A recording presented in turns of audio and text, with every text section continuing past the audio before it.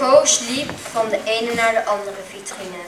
Hij zag een slang, een hele ezel. Dit was echt de leukste zaal van het museum. Na een tijdje tikte Klaas op zijn schouder. Zeg Goos, ik wil onderhand terug naar het hotel, zei hij. Ik kan geen kunst meer zien. Het gaat me één oog in en het andere weer uit. En van Agnetoet is hier volgens mij nog geen teennagel. Dat is maar goed ook, zei Goos. Weet je nog dat Dummy zo kwaad werd bij die piramides? Hij zei, waar is Dummy eigenlijk? Onderbrak Klaas hem. Goos keek geschrokken om zich heen. Dummy, Dummy! Haastig renden ze door de zalen. Goos werd steeds ongeruster. Had Dummy iets gevonden of was hij gewoon weggelopen? Straks vonden ze hem niet meer terug. Opeens zag hij de rieten hoed. Dummy stond met zijn gezicht tegen de vitrine gedrukt. Dummy, riep Goos. Die, ik weet, kom hier, riep Dummy opgewonden. Hij wees naar een grote gouden scepter achter het glas. Is die van je vader? Vroeg Goos geschrokken. Nee, niet van Agnetoet. Ik weet zeker.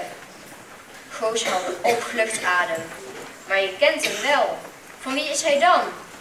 Is van pap van mijn pap. Ik weet zeker. Wat? Goos keek vlug om zich heen. Niet zo hard. Je vaders vader? Wie is dat? Daar heb je nooit over verteld. Omdat ik weet nu weer pas. Nu ik zie. Van begrafenis. Van Stuut van Droom. Goos dacht razendsnel na. Hier lag iets van de vader van Agnetoet. Dat was dan Dummy's opa. Had Dummy de begrafenis van zijn opa gezien?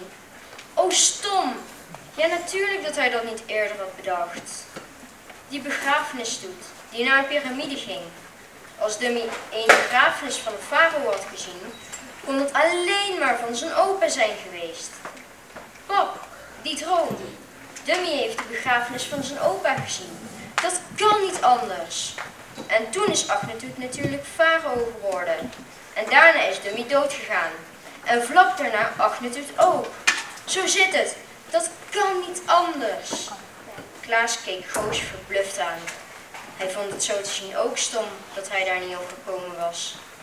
Meester Krabbel had er ook niet aan gedacht, zei hij schaapachtig. Sadiotep, Sadiotep, zei Dummy. Ja, tandartsboor, mandarijnen schil, zei Klaas. Wacht nou, pap. Sadiotep? Goos greep Dummy's arm. Wat betekent dat? Dat woord zei je vanmorgen ook bij de piramides op de ezel. Wat betekent Sadiotep? Dat is naam van oude koning natuurlijk. Goos stond perplex. Is dat de naam van je opa? Heette de vader van je vader Sadiotep? En die scepter is van hem? Echt waar? Pap, dat is geweld. Pap, wat is er? Tot Goos' verbazing stond zijn vader opeens haastig in zijn boekje te bladeren. Volgens mij heb ik die Sadi-dinges net ergens zien staan, zei hij opgewonden. Wacht even. Ja, hier staat het.